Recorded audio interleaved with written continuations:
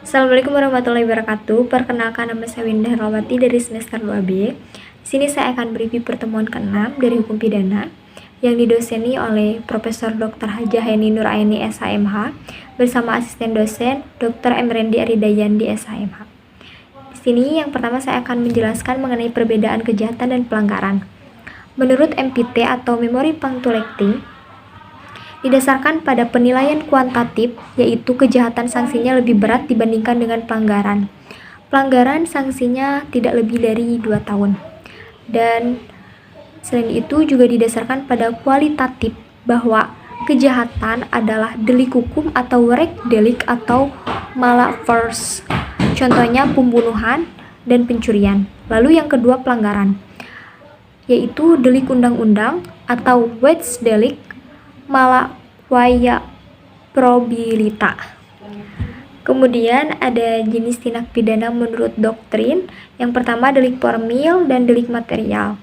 Delik formil yaitu delik yang muncul atau timbul dengan dilakukan perbuatan yang dilarang. Contohnya pencurian, pembunuhan, dan lain-lainnya.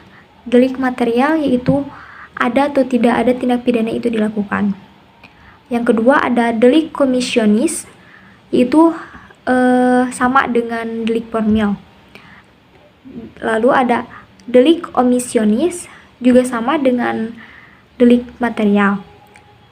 Lalu ada delik komisionis per omissionem commissa, yaitu delik atau tindak pidana yang dilakukan dengan cara tidak berbuat, mau itu negatif ataupun positif.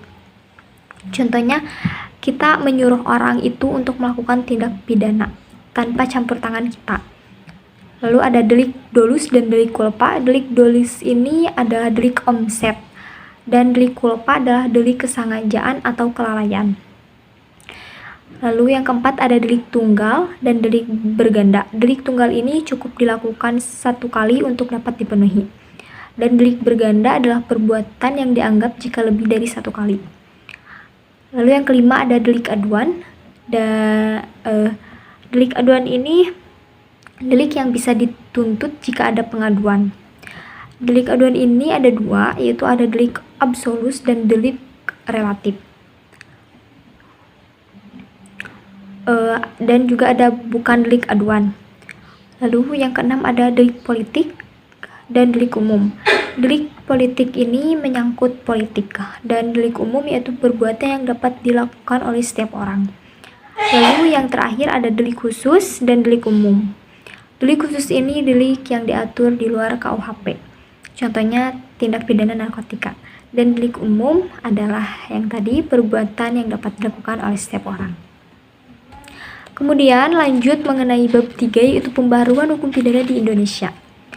Nah, sejarah berlakunya KUHP di Indonesia ini berasal dari WPS Belanda melalui Pasal 75 RR Junto, Pasal 131 IS sejak 1 Januari 1918.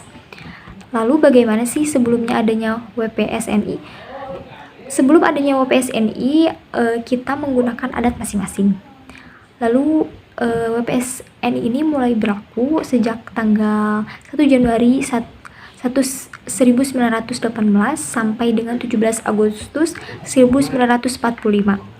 Kemudian perlahan diganti menjadi KUHP, yaitu Undang-Undang Nomor 1 Tahun 1946, yang dimana tanggal tersebut ditetapkannya KUHP.